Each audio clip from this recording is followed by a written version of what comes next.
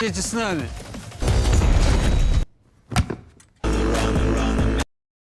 Welcome back rockers. आज हम लाए हैं एक नई सीरीज का पहला पार्ट जिसका नाम है डिवाहोमा। कहानी है वर्ष 2140 की और जगह है रशिया। अब इस पृथ्वी पर ज्यादातर औरतें ही रहती हैं और उन्होंने इस दुनिया को एक अल्ट्रा मॉडर्न सोसाइटी बना दिया है।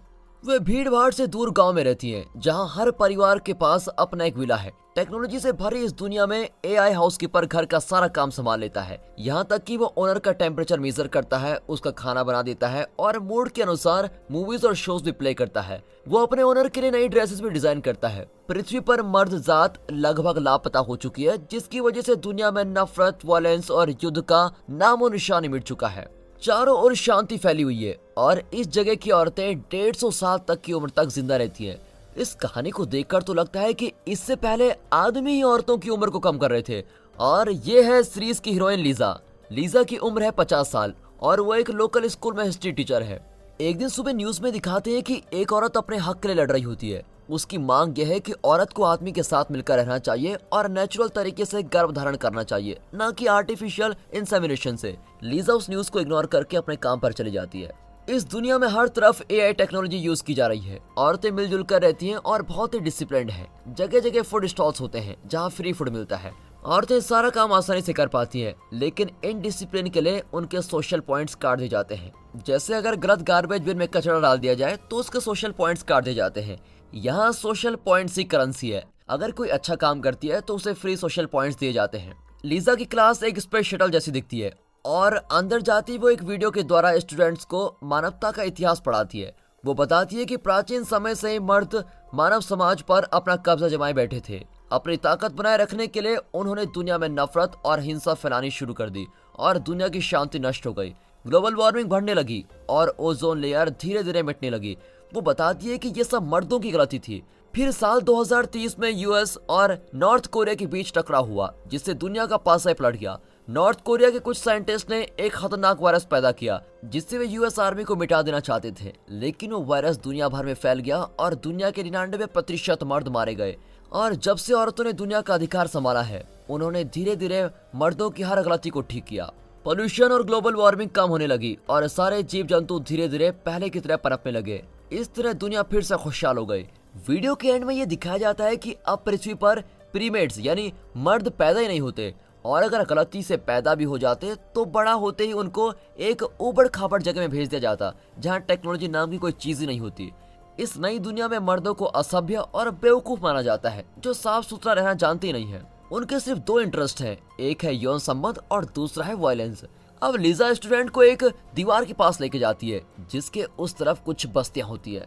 फिर हमें एक ऐसी बस्ती दिखाई जाती है जहां मर्द रहते हैं। उनके पास ज्यादा टेक्नोलॉजी नहीं होती और वे सीधी सादी जिंदगी जी रहे होते हैं। वहाँ कुछ औरतें भी होती हैं जो टेक्नोलॉजी को बिल्कुल पसंद नहीं करती और एक सिंपल लाइफ चाहती हैं। इस बस्ती में गेरा नाम का एक आदमी होता है जो अभी तक वर्जिन है और उसका सिर्फ एक ही लक्ष्य है और वो है अपनी वर्जिनिटी खोना। पर वो बस्ती के लोगों की बहुत मदद करता है। वहाँ बैरोन नाम का एक तगड़ा आदमी होता है जो खुद को बस्ती का लीडर समझता है। उसे औरतों का राज बिल्कुल ही पसंद नहीं होता और वो इस सिस्टम के खिलाफ बगावत करना चाहता है।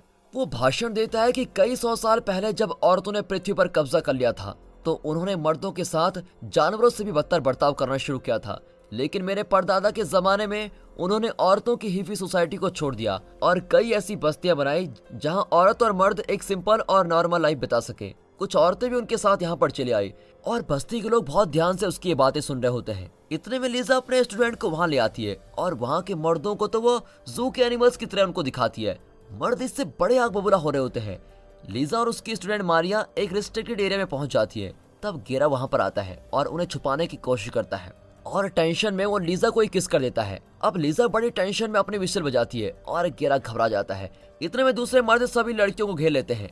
अब बैरोन स्लैब कंपटीशन रखता है और कहता है कि जो जीतेगा वो लड़कियों के साथ रात बिताएगा। अब इन्हें बचाने के लिए गेरा कंपटीशन में भाग लेता है, पर उसका मुकाबला जायंट नाम के एक बॉडी बिल्डर से होता है। पर जब वो स्लैप करने जाता है तो गेरा झुक जाता है और बैरोन को मार पड़ती है। फिर मौका पाकर लीजा और उसके स्टूडेंट्स अपने शटल की ओर भागते हैं और गेरा अपने दादा के घर की ओर भागता है। अगले सीन में एक शटल अपनी बैटरी रिचार्ज करने के लिए चेक पॉइंट पर रुकता है। जब शटल चलने लगता है तो एक बैटरी कंटेनर से अचानक गिरा निकलता है। अब ये देखकर शटल ओनर जूलियस बिल्कुल चौंक जाता है। जूलियस एक सीट कीपर है जो मर्दों का सीमन स्टोर करता है और जरूरत पड़ने पर औरतों में इसको सप्लाई करता है। हालांकि सीट कीपर्स मर्द हैं, फिर भी उन्हें औरतें बहुत रिस्पेक्ट करती हैं। जूलियस का कोई दोस्त नहीं होता, इसलिए उसे गेरा बहुत पसंद आ जाता है और वो गेरा को अपने साथ रहने को कहता है। फिर गेरा उसे मूनशाइन नाम की एक ड्रिंक देता है। जूलियस कुछ ज्यादा ही उसको पी लेता है और नशे में चलते हुए शटल से बाहर कूद जाता है। अब बैरोन और उसके आदमियों से बचने के लिए गेरा जूलियस की ड्रेस पहन लेता है और नया सीट कीपर बन जाता है। कुछ देर में शटल टू हिल्स नाम की एक जगह पर पहुंचती है जहां पर एक इनविजिबल नाका खुलता है। वहां एक खूबसूरत लड़की गेरा को सिटी के टूर पे लेके जाती है। रास्ते में औरतें उसका स्वागत करती है। लीजा भी वहीं पर होती है, लेकिन वो गेरा को नोटिस नहीं करती। फिर रात को गेरा लाइव टीवी के सामने एप्पल खाता है और शपथ लेता है कि मैं ऐसे बीज आपको सप्लाई करूंगा जिससे आप हेल्दी और स्मार्ट बेबीज पैदा कर सकेंगी। फिर उसे आराम करने के लिए एक चैम्बर में ले जाया जाता है, पर वो तुरंत काम शुरू करने की जिद पकड़ लेता है, इसीलिए उसे रिप्रोडक्शन चैम्बर में लेके जाते हैं। वहाँ 50 साल की एक औरत जिसका नाम बर्टा है, वो उसे चैम्बर में लिटाती है और एक पाइप से उसका सेमन निकालती है। वो लीजा के बारे में सोचता है और फिर शांत हो जाता है। वहाँ लीजा भी गेरा के बारे में सोच रही होती है। अगले दिन गेरा को रिप्रोडक्शन बेस में लेके जाते हैं जहाँ खूबसूरत औरतें सीट कीपर की सेवा कर रही होती हैं। उन्हें तरह तरह के डिशेस खाने को दिए जाते हैं और उन्हें खुश रखा जाता है। इसी बीच गेरा रेस्टरूम में जाता है, लेकिन तब अलार्म बजने लगता है क्योंकि गेरा लीजा के बारे में सोच रहा था और टू हिल्स में किसी औरत के बारे में सोचना मर्दों के लिए मना है। वहाँ लीजा, उसकी माँ पॉलिनिया और दादी ओनिया लोकल कोर्ट में होती है क्योंकि लीजा की स्टूडेंट मारिया ने ऑफिशियल्स को बता दिया था कि लीजा उन्हें गंदी बस्ती में लेके गई थी और मर्दों ने उनको पकड़ भी लिया था, इसलिए इन पर केस चला जाता है। अब लीजा बड़ी नर्वस होती है और अपनी बेस्ट फ्रेंड टोनिया को बताती है कि एक आदमी ने तो मुझे किस भी कर दिया था। टोनिया कहती है कि ये बात तुम किसी को मत बताना। मारिया की मॉम विवियन एक लीगल एडवाइजर है। वो आर्ग्यू करती है कि सारा दोष लीजा का है, पर लीजा कहती है कि मारिया खुद बस्ती में जाना चाहती थी और इस बात को प्रूव करने के लिए वो अपने एआई से एक वीडियोस भी दिखाती है। इससे साबित हो जाता है कि लीजा बेकसूर है। लेकिन इसी बीच टोनिया सबको बता देती है कि लीजा को बस्ती में एक आदमी ने किस किया था। अब ये सुनकर तो सभी शॉक हो जाते हैं और जज लीजा को ये सजा देती है कि उसे 80 घंटे सोशल सर्विस करनी पड़ेगी। अब सच बताने के लिए टोनिया को 20 सोशल पॉइंट्स दिए जाते हैं। जूलियस किसी तरह बचकर बस्ती में चला जाता है जहां गेरा के दादाजी उसकी मदद करते हैं और कहते हैं तुम्हें अपनी पहचान छुपा कर रखनी होगी। जूलियस मान जाता है और बैरन से मिलने जाता है, पर बैरन उसको चिढ़ाता है और उसकी उंगली मरोड़ देता है। फिर जूलियस का हेयर कट किया जाता है जिससे वो बहुत ही स्मार्ट दिखता है। तभी एक औरत उससे अट्रैक्ट होकर उसकी उंगली का इलाज करने को तैयार हो जाती है, पर बैरन ने सब नोटिस करता है और जायंट से कहता है कि इस नए आदमी को ठोक दो। फिर जायंट जूलियस को स्लैब कंपटीशन के लिए ललकारता है। कंपटीशन की सारी तैयारियां हो चुकी हैं और लोग तमाशा देखने के लिए इकट्ठा हो जाते हैं। सबसे पहले जायंट जूलियस को अपनी पूरी ताकत जुटाकर थप्पड़ मारता है और जूलियस गिर जाता है, पर वो तुरंत उठता है और जायंट को ऐसा तमाचा मारता है कि वो बेहोश हो जाता है। यहाँ बर्टा सभी सीट कीपर्स को बाहर लेके आती है। गेरा यहाँ के रूल से बड़ा तंग आ चुका है क्योंकि फाट करने के लिए भी सीट कीपर्स को बर्टा की परमिशन लेनी पड़ती है और एक अलग चैम्बर में जाना पड़ता है। फिर उन्हें गीटा थनबर्ग नाम की एक औरत के स्टेचू पर लेके जाते हैं जो टू हिल्स की देवी मानी जाती है। और जब बाकी लोग प्रार्थना कर रहे होते हैं तो गेरा अपने कुछ साथियों के साथ मछली पकड़ने के लिए सी शोर पर चला जाता है। दूसरे सीट कीपर देखते हैं कि गेरा ने अपने पैर शेव नहीं किए हैं और ये टू हिल्स में अलाउड नहीं होता। ऊपर से गेरा के पास लाइटर भी होता है जो टू हिल्स में डेंजरस वेपन माना जाता है, लेकिन वे उसका खुलासा करने के बजाय उसे अपना रोल मॉडल मानने लगते हैं। वे सब मिलकर मछलियां पकड़ते हैं और खूब एंजॉय करते हैं। अचानक वहाँ फायर अलार्म बजने लगता है और वे पकड़े जाते हैं। इस जुर्म की सजा के तौर पर उन्हें एजुकेशन सेंटर के टूर पर ले जाया जाता है। अगले दिन गेरा को पता चलता है कि आज उसका मसाज लीजा करने वाली है। लीजा को पनिशमेंट के तौर पर यहाँ भेजा गया है। अब एक दूसरे को देखकर दोनों बहुत ही शॉक होते हैं, लेकिन कुछ नहीं कहते। अब पनिशमेंट के लिए चारों सीट कीपर्स को एजुकेशन सेंटर ले जाया जाता है। यहाँ उन्हें ब्रेन वॉश करने के लिए कई प्रेजेंटेशन दिखाए जाते हैं जिनमें बताते हैं कि मर्द ताकतवर है, इसलिए उन्हें हमेशा कंट्रोल में रखना चाहिए। लीजा और ओनिया भी वहाँ पर होती हैं और वे गेरा की हरकतें देखकर बहुत ही हंसने लगती है, लेकिन ओनिया जरा ओल्ड फैशन है और टू हिल्स के रूल्स को नहीं मानती। गेरा उसको बहुत ही क्यूट लगता है और वो लीजा से कहती है कि गेरा सीट कीपर नहीं है, ये बात तुम किसी को मत बताना। शाम को वापस लौटकर गेरा अपने साथियों को बताता है कि यौन संबंध के बारे में सोचना गुनाह नहीं है। आज हमें जो कुछ बताया गया वो सब झूठ है। ये सब सुनकर एक सीट कीपर लीजा को अनड्रेस करने को कहता है। अब इससे पहले कि कुछ हो जाए, गेरा उस सीट कीपर को बाहर भेज देता है। लीजा गेरा को थैंक करने के बजाय कहती है कि 30 मिनट के अंदर अगर तुम यहाँ से भागे नहीं तो मैं सबको बता दूंगी कि तुम सीट कीपर नहीं हो। यहाँ बस्ती में जूलियस के कई फैंस हो जाते हैं। इस बात से चिढ़कर बैरन अपने राइट हैंड मैन रेड को ऑर्डर देता है कि जूलियस को खत्म कर दो। जूलियस और बैरन के आदमी एक पुराने डिपार्टमेंटल स्टोर में जाकर कुछ चीजें इकट्ठा करते हैं।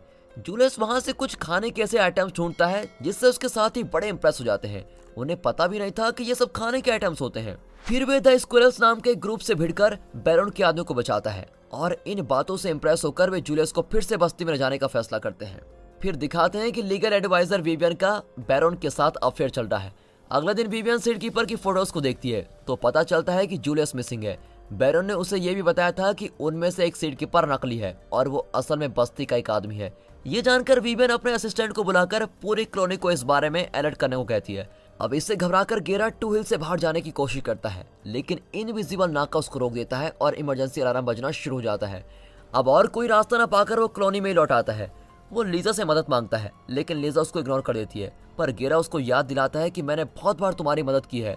इस पर लीजा मान जाती है और इतने में पुलिस फोर्स उस जगह को घेर लेती है। तब लीजा और गेरा वहां से भाग निकलते हैं, लेकिन टोनिया उनको देख लेती है। बैरन बस्ती की बार में ड्रिंक करने आता है तो जूलियस को जिंदा देखकर वो बिल्कुल चौंक जाता है। वो रेड को डांटता है कि तुमने जूलियस को क्यों नहीं मारा।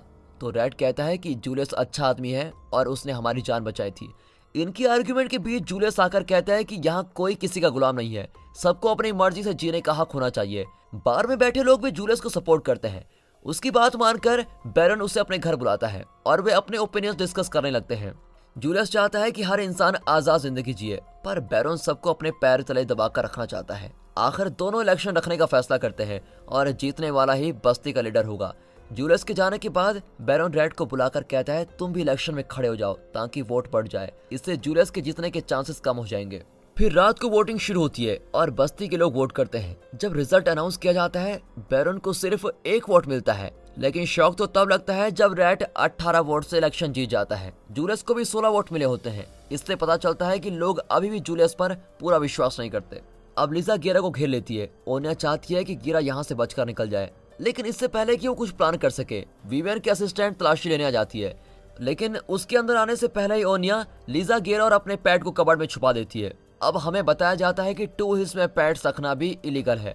असिस्टेंट अंदर आकर गेरा और लीजा को ढूंढती है क्योंकि वो दोनों इलीगली यहाँ से भागने की कोशिश कर रहे थे। वो ओनिया को वार्न करती है कि चुपचाप उन दोनों को हमारे हवाले कर दो, लेकिन ओनिया कुछ नहीं बताती। अब असिस्टेंट जाने वाली होती है कि कैट कबर्ड के अंदर से चीखता है और इससे पहले कि असिस्टेंट विवियन को इन्फॉर्म कर सके ओनिया उसके सर पर मारती है और उसको बेहोश कर देती है।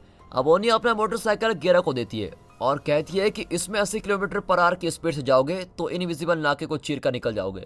फिर वो लीजा को भी गेरा के साथ जाने को कहती है क्योंकि यहाँ के कानून की आंखों में वो भी अब एक मुजरिम है। अब गेरा और लीजा मोटरसाइकिल पर तेजी से निकलते हैं। गेरा 80 किलोमीटर पर आवर की स्पीड से भी ज्यादा तेज की स्पीड से निकलता है और इनविजिबल नाके को चीरकर आगे निकल जाता है, लेकिन उसके इम्पैक्ट से बाइक के टुकड़े टुकड़े हो जाते हैं और दोनों के ड्रेसेस फट जाते हैं। लेकिन वे अपने बैग से नए कपड़े निकाल कर पहन लेते हैं और आग के पास ही सो जाते हैं। अगली सुबह गेरा एक स्क्वायरल को पकड़कर उसका ब्रेकफास्ट बनाता है। लीजा ने तो आज तक सिर्फ वेजिटेबल्स ही खाए होते हैं और उस पके हुए जानवर को देखकर वो चीखने लगती है। तभी कुछ आदमी उसकी आवाज को सुन लेते हैं। और दोस्तों, इसी के साथ सीरीज का पहला पार्ट यहाँ पर खत्म होता है। दोस्तों, अगर ये पार्ट आपको अच्छा लगा और अगर आप चाहते हैं कि हम इस सीरीज को कंटिन्यू करें तो कमेंट करके बताइए, उसके बाद ही हम इस सीरीज को आगे बढ़ाएंगे। और अगर आपको ये वीडियो अच्छा लगा, एक्सप्लेनेशन अच्छा लगा, सीरीज अच्छी लग रही हो तो वीडियो को लाइक कर दें, चैनल को सब्सक्राइब करना बिल्कुल मत भूलिए। बाकी मिलते हैं अगली वीडियो में, तब तक के लिए गुड बाय, अपना ख्याल रखिए and finally thanks for watching.